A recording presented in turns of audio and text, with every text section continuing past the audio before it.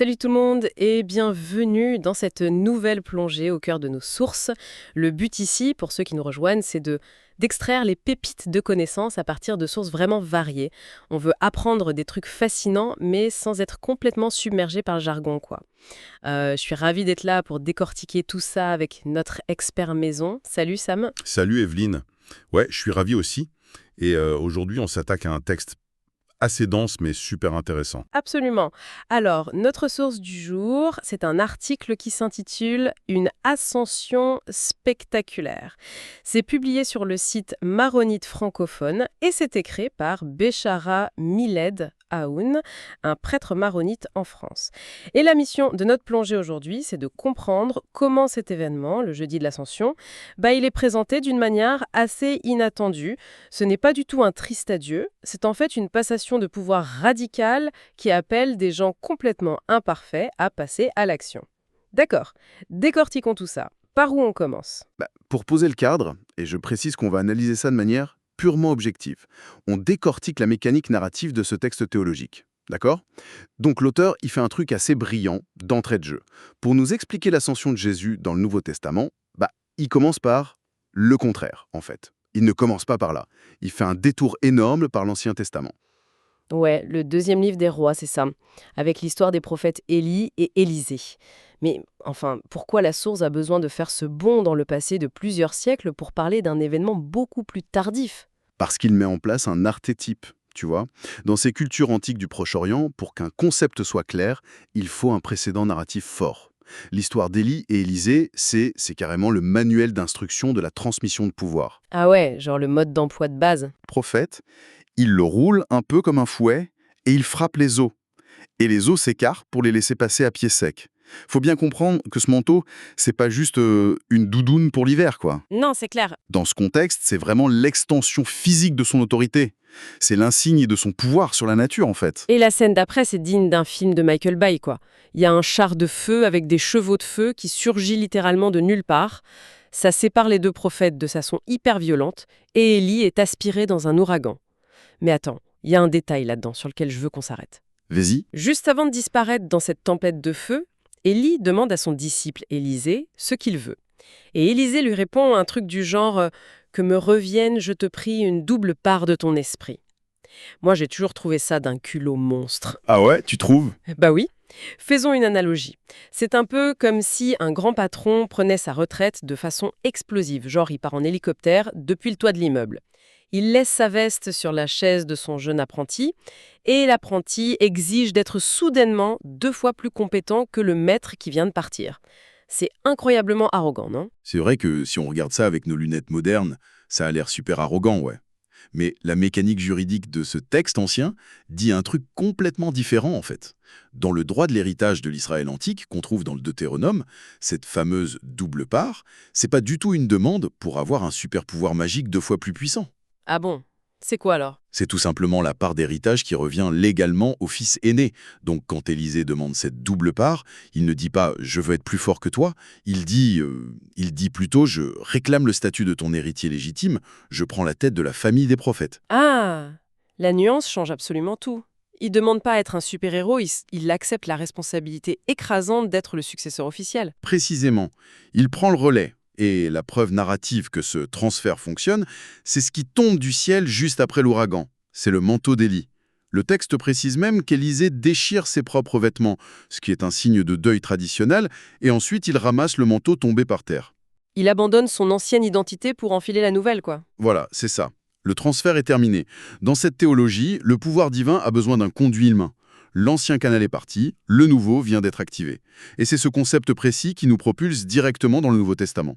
D'accord, je vois le pont. L'auteur fait le lien avec le livre des Actes des Apôtres. Donc, le manteau est tombé, Élisée s'est mis au boulot dans l'Ancien Testament, et là, c'est au tour des disciples de Jésus de vivre leur propre rupture des siècles plus tard. Ouais, le même schéma se répète. La source nous décrit les 40 jours qui suivent la crucifixion et la résurrection. Pendant ces jours, Jésus parle du royaume de Dieu. Mais psychologiquement parlant, les disciples sont complètement à côté de la plaque par rapport à l'urgence de la situation. Bah oui, parce qu'ils sortent d'un traumatisme total. Leur leader a été exécuté publiquement, ensuite il y a le choc de le revoir vivant, Et le texte montre bien qu'ils essayent de plaquer leurs propres obsessions politiques sur un événement qui est purement spirituel, en fait. Exactement. C'est pour ça qu'il pose cette question qui nous paraît lunaire aujourd'hui. Il demande « Est-ce maintenant le temps où tu vas rétablir le royaume pour Israël ?» Ils veulent une révolution tout de suite. Ils s'imaginent déjà Jésus en train de virer les Romains à coups de pied, de reprendre le palais de Jérusalem et de s'installer sur le trône. C'est un coup d'État divin qu'ils attendent. C'est ça, ils veulent du concret politique. Mais Jésus recadre tout ça immédiatement. Il leur dit que les temps fixés par le Père ne les regardent pas. Et là, boum, c'est la rupture. Comme pour Élie. Il s'élève, une nuée le cache, et il disparaît. Et que font les disciples à ce moment précis? D'après la source, ils font littéralement la statue. Ils restent figés, le nez en l'air, à fixer les nuages. Ouais, une paralysie totale. Et c'est là qu'on a cette scène presque comique. On a deux hommes en vêtements blancs, les anges, quoi, qui débarquent et qui cassent cette paralysie avec une question géniale. Galiléens, pourquoi restez-vous là à regarder vers le ciel? Moi, ça me fait penser, tu sais, c'est comme si les lumières se rallumaient dans un stade après un super concert et que les vigiles venaient taper sur l'épaule des fans en disant Bon, allez, le spectacle est terminé, faut rentrer chez vous maintenant. » Ouais, c'est une très bonne métaphore, le coup du concert. Ou même des pompiers qui regarderaient l'avion bombardier d'eau s'en aller pendant que la forêt crame autour d'eux. Les anges leur disent en gros « Le témoin du relais est par terre, ramassez-le, le boulot commence ». La contemplation, ça devient un obstacle si ça ne se transforme pas en action. Mais là où je trouve que le texte est contre-intuitif, et j'aimerais qu'on s'y arrête un peu, c'est ce qu'il leur demande de faire juste après. C'est-à-dire? S'ils doivent éteindre l'incendie, s'ils doivent ramasser le manteau et y aller, pourquoi l'auteur précise qu'ils retournent à Jérusalem pour s'enfermer dans une chambre haute avec Marie et les autres? L'article mentionne même qu'ils respectent scrupuleusement la distance de marche autorisée le jour du sabbat. Mais Jérusalem, c'est l'épicentre du danger absolu. C'est là que la crucifixion a eu lieu. C'est vrai que c'est stratégiquement bizarre. Voilà. Pourquoi ce repli tactique? S'ils ont une mission énorme, pourquoi ne pas fuir la zone rouge pour évangéliser ailleurs, ou à l'inverse, descendre tout de suite dans la rue pour faire des miracles? Pourquoi attendre, planqué dans une sorte de cocotte-minute? Parce que selon la mécanique de ce récit, l'humain tout seul, ça ne suffit pas. L'action humaine sans équipement divin, elle va droit dans le mur. L'auteur explique que cette attente dans la chambre haute, c'est pas juste de la peur, c'est un incubateur. Un incubateur, genre il se prépare. C'est ça. S'ils sortaient tout de suite affronter les autorités religieuses et politiques, avec juste leurs souvenirs en tête, ils se feraient massacrer en 2 secondes. Ils ont besoin de ce que le texte appelle la force de l'Esprit Saint. C'est la promesse du Père. Ils attendent, littéralement, que ce fameux manteau invisible leur tombe sur les épaules pour avoir la capacité de faire le boulot. D'accord. Et c'est là, et voici où cela devient vraiment intéressant, je trouve. C'est la suite du texte. Une fois que cette attente est finie, une fois qu'ils ont reçu l'équipement spirituel, qu'est-ce qu'ils sont censés faire concrètement? Eh bien, l'auteur redéfinit complètement ce que veut dire le mot « mission ». Mais totalement. Quand on pense à une mission évangélique mondiale, on imagine des scènes épiques. On pense à des missionnaires qui bravent des tempêtes, qui défient des rois sanguinaires au bout du monde. Mais l'auteur de l'article prend un virage à 180 degrés. Il décrit des actions d'une banalité presque désarmante. Ouais, il démocratise carrément l'idée de témoignage. L'article dit une phrase très forte, « Une foi qui ne devient pas charité reste incomplète ».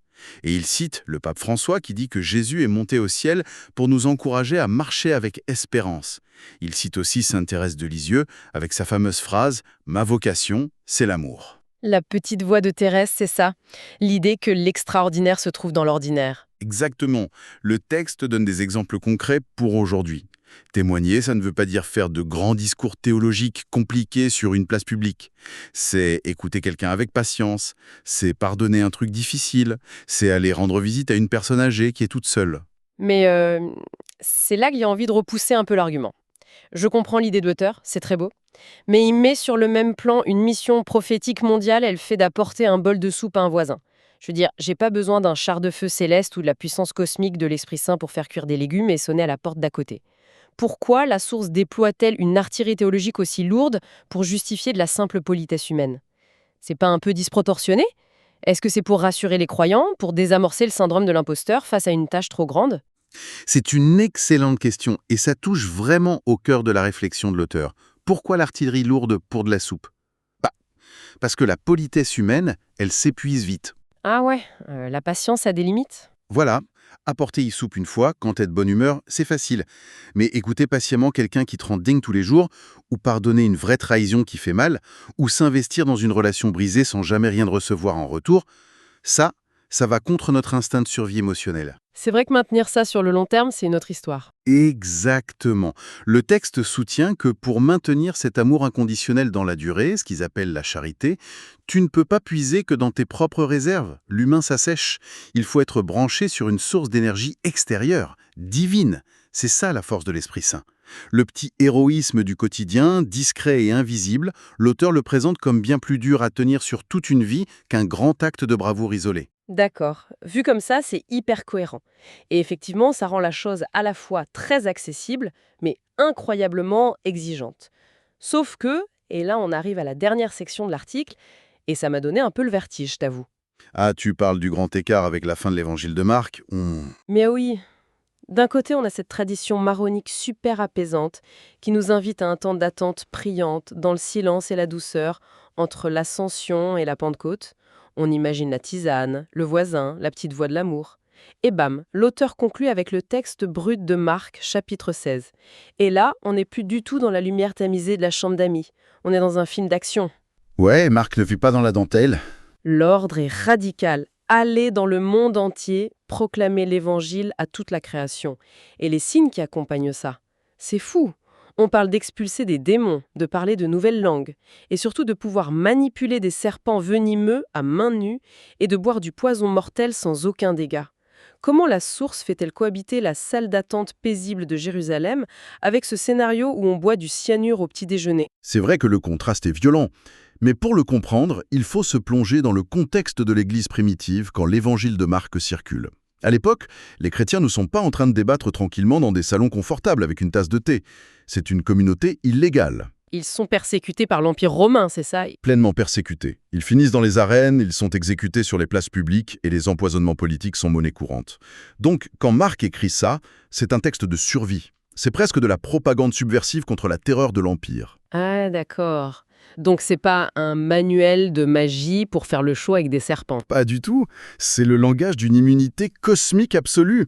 C'est une façon rhétorique de dire l'autorité de celui qui vous envoie, ce Jésus assis à la droite de Dieu, elle est supérieure au poison de l'empereur et au venin de la nature entière. Ça garantit que la mission ne sera pas détruite par l'hostilité du monde physique. Le texte précise bien que c'est le Seigneur qui confirmait la parole par les signes. L'humain n'a pas de super pouvoir, il porte juste la signature de l'expéditeur, qui lui est tout-puissant. Je vois. Donc si je résume bien l'approche de cet article, il trace les deux bouts du spectre de l'expérience humaine dans cette mission. D'un côté, la vulnérabilité totale, qui fait qu'on a besoin de se planquer pour prier et demander de l'aide, et de l'autre, cette espèce d'armure conceptuelle impénétrable qui nous accompagne une fois qu'on a le courage de passer à l'action, même dans des milieux hyper hostiles. C'est une synthèse parfaite. C'est vraiment l'articulation de cette tension. Et l'ascension dans tout ça, c'est la clé de voûte de cette architecture. L'auteur ne théorise pas l'ascension comme un dieu qui abandonne son monde pour aller s'asseoir sur un nuage. Ce n'est pas une absence tragique alors. Non, c'est un changement de modalité de sa présence. Avant, il était présent physiquement, à un endroit précis, en Galilée. Maintenant, sa présence devient polymorphe. La source explique qu'il est présent à travers l'Eucharistie, mais surtout à travers la multitude de ses témoins humains. L'absence est en fait le mécanisme indispensable de la propagation. Absolument. Le départ du maître, c'est la condition sine qua non pour que les disciples grandissent. Tant que le prof est là, tu restes un élève spectateur. Tu ne portes pas le fardeau des choix.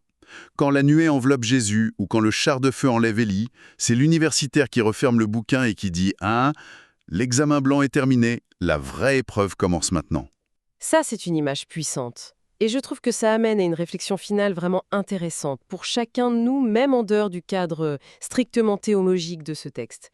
Parce que quand on y réfléchit bien, on doit tous gérer nos propres ascensions dans la vie, non? Ouais, tout à fait. Des ruptures qui forcent à avancer. C'est ça. On a tous connu, ou on connaîtra, ce moment un peu terrifiant où un mentor incroyable quitte l'entreprise, où un parent qui était notre filet de sécurité n'est soudainement plus là, ou même la fin brutale d'une période dorée où on se sentait intouchable. Et notre premier réflexe, humainement parlant, c'est d'être comme ces Galiléens. On reste planté là, figé, le nez en l'air, à fixer le vide. on pleure la perte et on l'espère presque que le passé va redescendre des nuages par magie. Le deuil de cette présence, c'est inévitable. Mais s'y complaire indéfiniment, ça devient complètement toxique pour notre développement personnel. Précisément. Et si on suit la logique de ce qu'on vient de décortiquer, ce vide soudain, c'est pas une tragédie en soi, c'est un prérequis structurel. C'est l'espace exact, aussi douloureux soit-il, qu'il fallait créer pour nous forcer à bouger. Sans ce vide, on resterait d'éternels apprentis bien au chaud. Si on repense à notre finale olympique du début, le coureur précédent a disparu. Sa main rassurante n'est plus là pour nous guider. Mais si on arrête de regarder en l'air pour chercher ce qui n'est plus là, on réalise que le témoin chaud et lourd est déjà fermement calé dans notre propre main. Et que la suite de la course, que ça implique d'affronter des trucs énormes ou juste d'avoir la patience de pardonner à un proche, ça ne dépend plus que de nous. C'est là que la mission commence vraiment. Gardons l'œil ouvert, analysons ce qui nous entoure et n'oublions pas de regarder là où se trouve l'action, juste sous nos propres pieds. Merci d'avoir partagé cette exploration avec moi. Avec grand plaisir, c'était passionnant. À la prochaine tout le monde!